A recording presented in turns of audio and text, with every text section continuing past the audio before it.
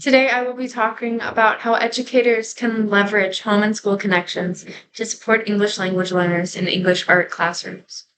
First of all, I would like to cover about cultural influences, cultural competence, and social emotional needs of English language learners in teaching and learning.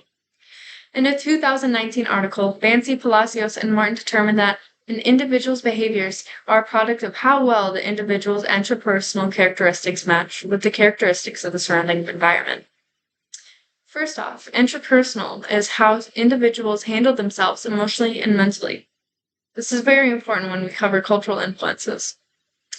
Things such as a diverse background, different learning style, family dynamic, religion, and possible experiences can be cultural influences that affect how students learn and how we teach them.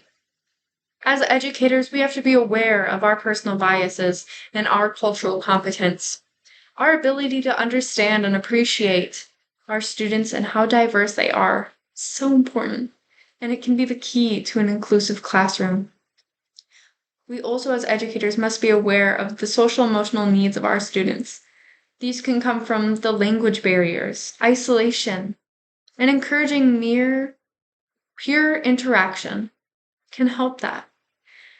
Bringing in culturally relevant activities and being attentive to our students and how they are, how they feel, and how they are behaving in the classroom can really show maybe just what might be going on. There are many intentional strategies that we can use for family and community engagement that support and highlight the assets of home language, communication, family involvement, and culture to build partnerships between families, communities, and schools. Things like embracing their home language, giving them resources for language development, not only for students, but for the families themselves. Inviting families into the classroom to share their culture, maybe recognizing parents through community events, and incorporating cultural celebrations into the school day can help. Finding ways for the community to share cultures and encouraging asset-based approaches, not only in the classroom, but into the homes as well. These can all help with engagement that highlight home language, family involvement, and culture between schools, communities, and families. Inclusive school and classroom environment in taking into consideration language acquisition and in key environmental factors such as family, community, and the role of culture in student learning is so important. Last year, Kelly, along with other authors, spoke on how, quote, long-standing inequities within our education systems have contributed to these enduring achievement gaps in reading comprehension.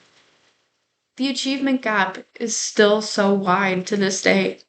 These students aren't able to achieve to the expectations that we give to others.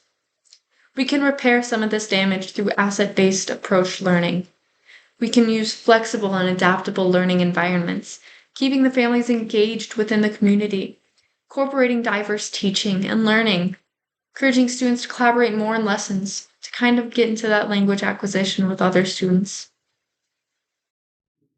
And lastly, I want to cover how important the role that family and community practices have in influencing language learning.